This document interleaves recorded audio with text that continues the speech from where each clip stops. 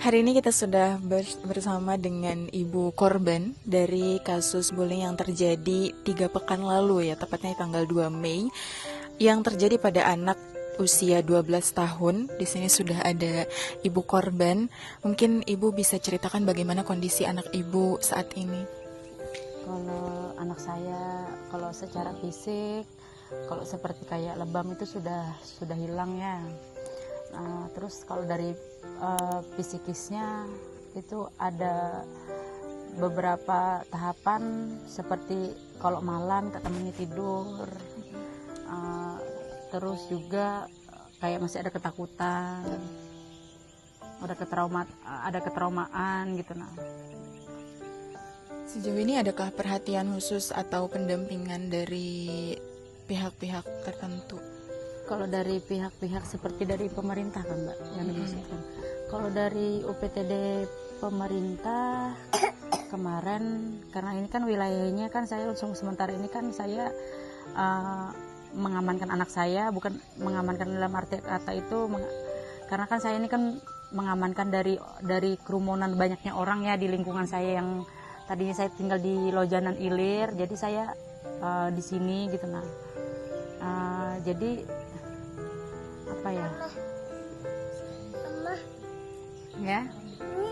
sekarang ini dikukar. Nah terus itu belum ada sih, cuman ada dari P2 berapa gitu yang ke rumah, itu kan ada surat kiriman dari UPTD Samarinda diarahkan ke kukar. Tapi sejauh ini belum, tapi ada kemarin berkunjung 3 orang, termasuk ada 1 laki-laki 2 perempuan. Saya lupa juga namanya siapa ya, cuman ada kemarin kesini, cuman dia bilang nanti mungkin setelah, karena kan harus atur jadwal dengan dokter psikolognya ini, jadi saya masih menunggu juga. Berarti Tapi belum ada yang maksudnya dokter langsung yang berkunjung langsung ke sini, belum ada. Berarti memang yang saat ini dibutuhkan adalah psikolog tadi. Iya, psikolog. Cuman memang belum ada. Saya sangat membutuhkan itu psikolog Mbak, karena suami saya kan cuma buruh bangunan gitu. Saya terkendalinya di dana. Dari awal pun kan saya pakai KIS itu dari rumah sakit. Dokter menyatakan kalau kasus kriminal kan tidak bisa menjamin gitu, karena kan ini kasus kriminal, kecuali kalau memang betulnya sakit itu pemerintah bisa menjamin, seperti KIS itu, BPJS. Anak saya yang dimaksud dengan orang-orang di luar sana, anak saya mau viral, enggak, demi Allah Mbak, saya bukan mau viral, saya enggak mau Mbak ditukar kesakitan ini dengan ketenaran, enggak mau saya. Ini kan lagi ujian nih kan, itu kira-kira gimana? Apakah kalau ujian itu sebelum kejadian itu kan memang sudah ujian selesai seminggu pun itu ya, karena swasta lebih dulu daripada negeri. Swasta kan ini kan sekolahnya di MIA Rahmah, jadi cuma ujian praktek aja.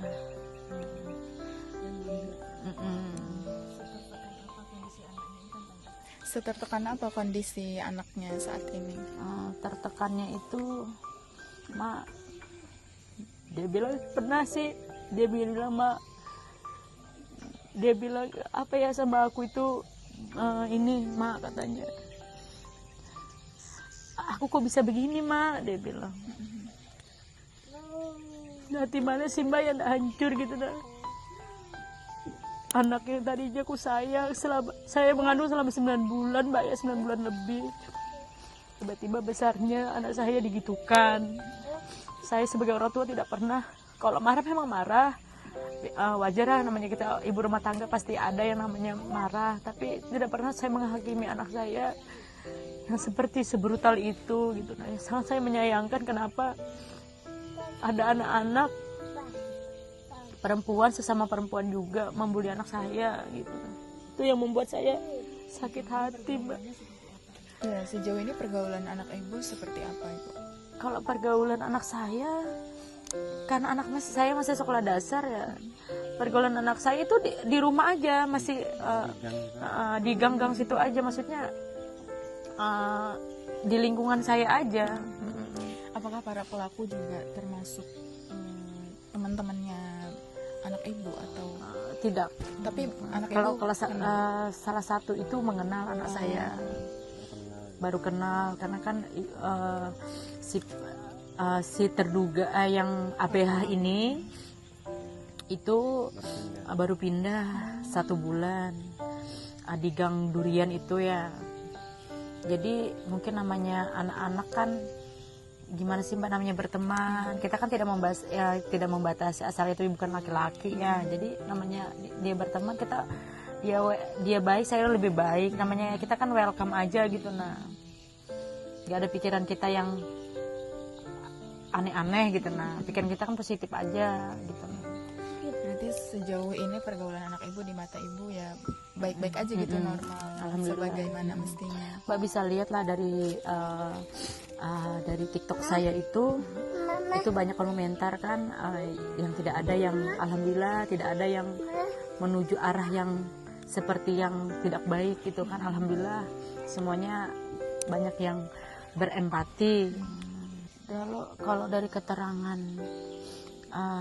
keterangannya anak saya dengan penyidik, saya kan waktu pas di rumah sakit itu, keterangan anak saya di BAP kan saya tidak boleh ikut berbicara ya Bu ya, saya cuma mendampingi selaku saya orang tuanya, ibu kandungnya. Jadi saya mendengarkan keterangan dari anak saya. Kan penyidik menanyakan, bilang Akila gara-gara apa akar permasalahannya.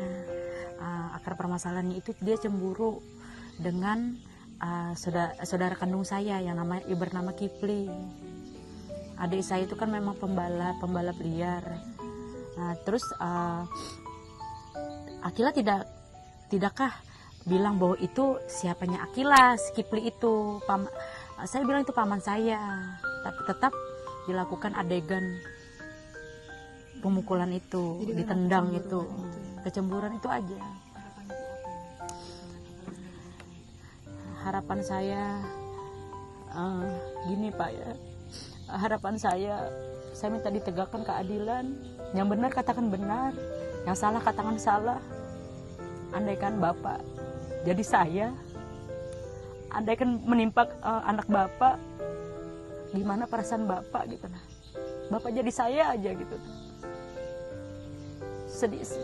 Sedikit aja Bapak memikirkan kami, orang yang ibarat merasa terjolimi ya, teraniaya anak saya. Saya minta Pak, Bapak tegakkan keadilan. Itu harapan saya ke depannya. Saya warga Samarinda asli Pak ya, saya bukan pendatang, saya memang asli lahir di sini, lahir di Kilo 1, Gang Durian RT 21. Saya dibesarkan dari keluarga yang kurang mampu. Harapan saya Pak, tolong perhatikan rakyat kecil seperti saya. Saya tidak menuntut apa-apa Pak. Dari pemerintah saya cuma minta Bapak dukunglah saya, bantulah saya melewati fase-fase yang menimpa anak saya ini gitu. Harapan saya seperti itu. Karena ini Pak ya bukan maunya saya, melainkan ini sudah menjadi memang takdir. Tapi saya juga harus menyuarakan yang namanya kebenaran Pak. Hanya itu harapan saya. Semoga tidak ada lagi korban yang di luar sana yang menimpa anak-anak lain gitu. Saya berharap ini yang terakhir, dan ada perundungan, penganiayaan, pengeroyokan di bawah umur.